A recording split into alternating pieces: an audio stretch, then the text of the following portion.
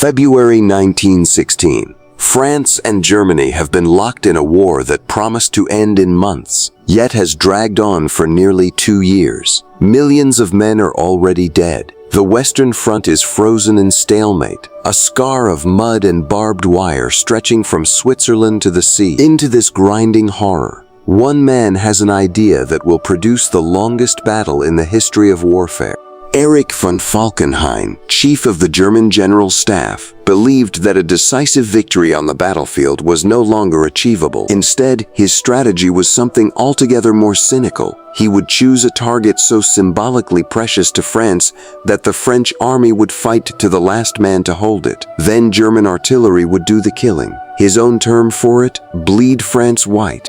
The target was Verdun, an ancient fortress city on the Meuse River, ringed by 19 forts and steeped in French national memory. Falkenhayn reasoned that France would never willingly surrender it. He would use over 1,200 artillery pieces on a front barely 8 miles wide, drawing French reserves into a killing ground from which they could not escape. The German Fifth Army, under Crown Prince Wilhelm, was handed the task. Originally scheduled for February 12th, poor weather delayed the assault. That delay gave the French precious, if not enough, time to prepare.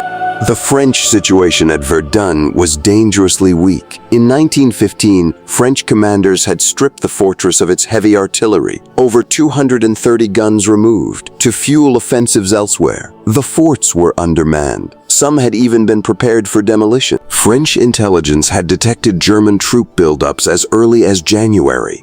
On February 11th, an intelligence officer confirmed large concentrations of enemy forces massing on the right bank of the Meuse. Frantic preparations began. Over 3,000 trucks were organized to supply Verdun along a single road, later immortalized as La Voie Sacrée, the Sacred Way. But time was running out.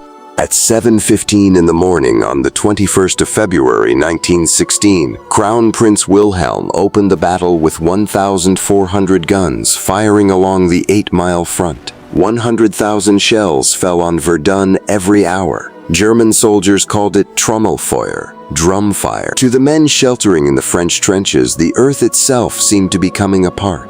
The French forward divisions bore the full weight of it. Within 4 days, they had suffered over 60% casualties. The Bois de Haumont fell. The village of Beaumont was overrun. Colonel Émile Drian, a politician turned soldier who had warned Paris for months about Verdun's vulnerability, was killed leading his men at the Bois de Cour. Then, on February 25th, German troops captured Fort Dumont, the largest and highest fort in the entire Verdun defensive ring. Without a fight, its garrison had been reduced to 68 technicians. The shock in Paris was immense. French high command reacted swiftly. General Philippe Pétain was given command of the Second Army and ordered to hold Verdun at all costs. Pétain reorganized the defense, rotated fresh divisions into the line to prevent exhaustion from breaking morale, and maximized French artillery fire on German infantry concentrations. His famous declaration, "Ils ne passeront pas," they shall not pass, became the rallying cry of the entire French nation. Under Pétain, the Voie Sacrée became the lifeline of the battle. More than 6,000 trucks moved through it every day, carrying troops, food, ammunition, and the wounded. 3/4 of the entire French army would eventually rotate through Verdun. For France, this was not merely a battle, it was a national ordeal.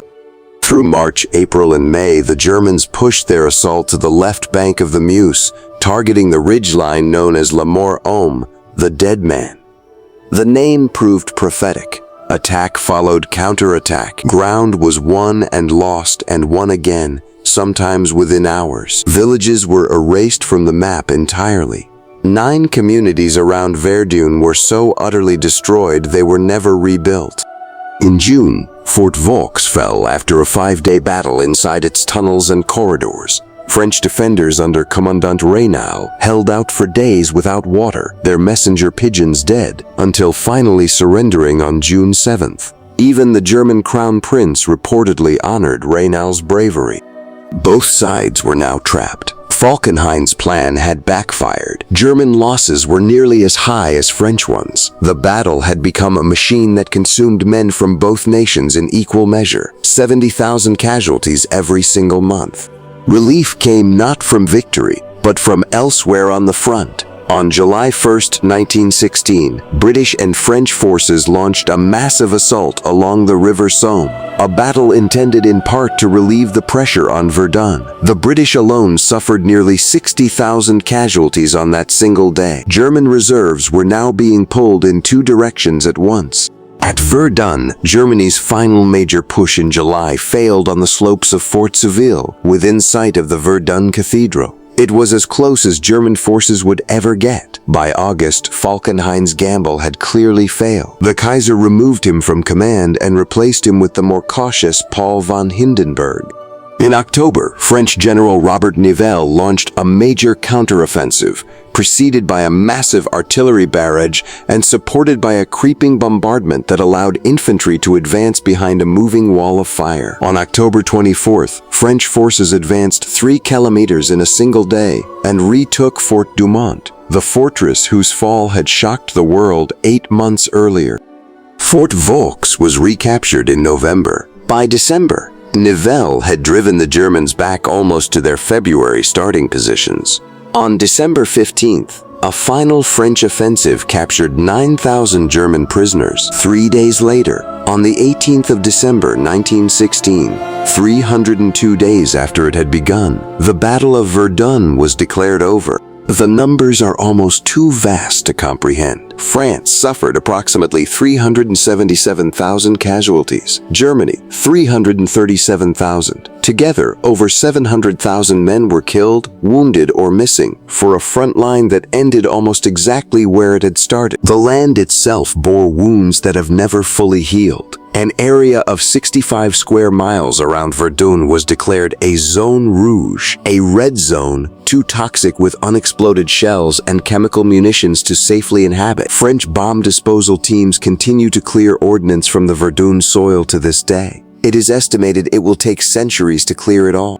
Falkenhayn's plan to bleed France white had failed. But in failing, it had bled both nations. The Battle of Verdun became France's defining trauma of the First World War. 3/4 of the French army passed through it. It shaped an entire generation's understanding of sacrifice, endurance, and the cost of national pride. For Germany, the losses at Verdun, combined with those at the Somme, created a manpower crisis that would never fully be resolved. The war had 2 more years to run, and neither side had the strength it once had.